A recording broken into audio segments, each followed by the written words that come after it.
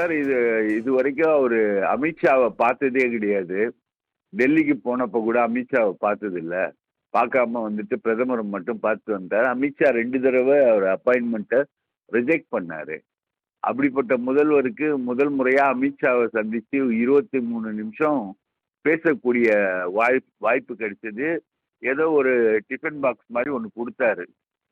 இதெல்லாம் வந்து அவருக்கு கிடைத்த வாய்ப்பு. மற்றபடி அவருடைய பேச்சு வந்து ரொம்ப நார்மலான பேச்சு தான் சார். முல்லை பெரியாறு அணை நீர்மட்டத்தை 152 அடியா உயர்த்தணும். நதிநீர் பிரச்சனைகள்ல வந்து எங்களுக்கு உடன்பாடு இல்லை, ஒத்து போக முடியல. 3வது வந்து இந்த நீட்ல வந்து தமிழக உரிமைகளை பாதுகாக்கிறதுக்கு தமிழ்நாட்டுக்கு விலக்கு அளிக்கணும். கடைமடை மாநிலத்தின் உரிமையை வந்து காப்பாற்றணும். அதெல்லாம் வந்து அவர் பேசியிருக்காரு. இது வந்து ரொம்ப ரொம்ப ரொம்ப நார்மலான ஸ்பீச்சு தான் சார் அவர் பேசின பேச்சு. கர்நாடக முதலமைச்சரோட அவரை போய் பெங்களூர்ல சந்திக்கணும்னு இருந்தாரு.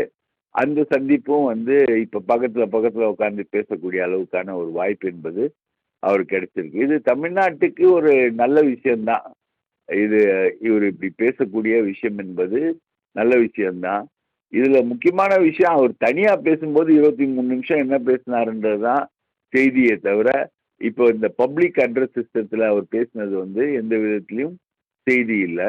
இவர் கர்நாடக முதலமைச்சரை பார்த்து பேசணும்னு சொன்னாரு. அந்த முதலமைச்சர் வந்து பக்கத்திலேயே உட்காந்து 2 பேரும் குசு குசு குசுன்னு பேசிக்கிட்டு இருந்தாங்க. இந்த விஷயங்கள் இந்த டெலிபரேஷன்ஸ்ல என்ன நடந்ததுன்றது தெரியல சார். தனியா பேசின சந்திப்புகள் தான் இதுல முக்கியத்துவம் பெறுதே தவிர, பொதுவா பேசின பேச்சு வந்து ஜெனரல் தான்.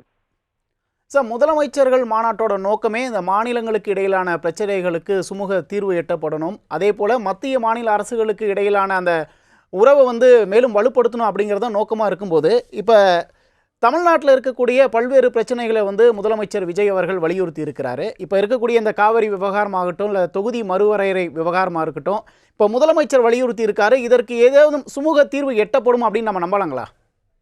அதுல கண்டிப்பா எட்டப்படாது மேடம், எட்டப்படாது சார். காவிரி வந்து நதிநீர் ஆணையம் வந்து சொன்னதை கர்நாடகா ஏத்துக்கவே இல்லை.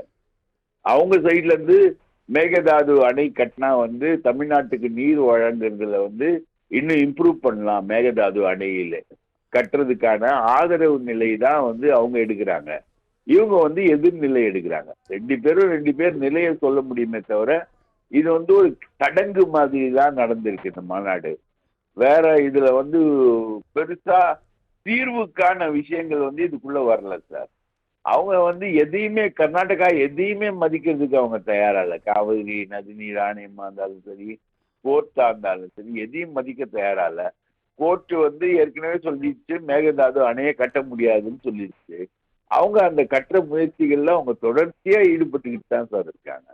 அதனால இந்த மாநாடுகள்லாம் வந்து ஒண்ணுமே இல்லை, வேஸ்ட். அதனாலதான் ரங்கசாமி புறக்கணிச்சிட்டாரு. அந்த மாநாட்டை முழுக்கவே அவர் வந்து புறக்கணிச்சிட்டார்.